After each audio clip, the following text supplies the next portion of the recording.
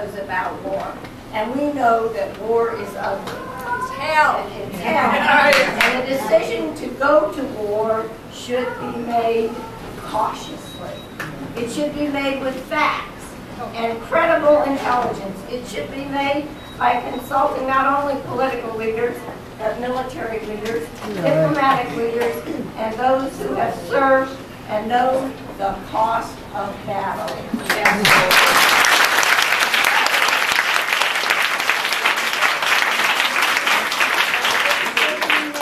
As a last resort. And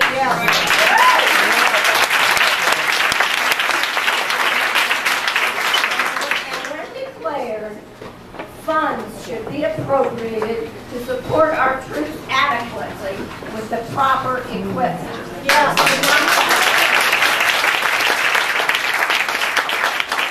Given what Tim Webb writes about war in his books, he understands war firsthand. He's been there, he's fought, he was injured.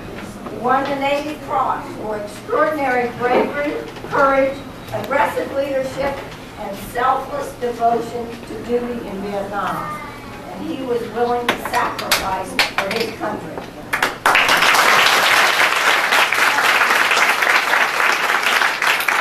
So did my husband.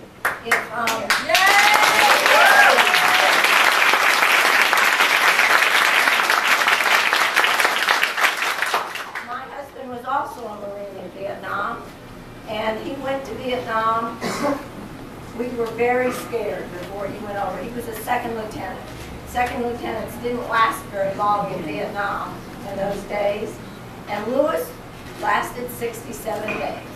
And he stepped on a bomb and lost both legs and 6 fingers. And he came back home, and his life was never the same as you can imagine.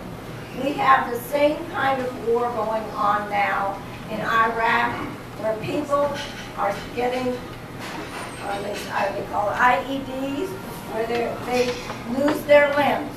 I have wanted many, many times to go to Walter Reed and welcome our troops home and tell them everything was going to be all right.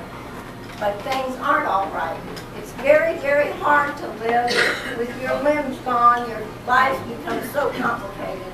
And in my husband's case, he took his own life 26 years after he got back from Vietnam. So I know that war is hell. And Hogg is right. It doesn't just affect the men. It affects their whole family. It affects their friends. It affects their children. And so I want a man representing me who won't commit our men and women to war unless there is a clear reason for them to go to war.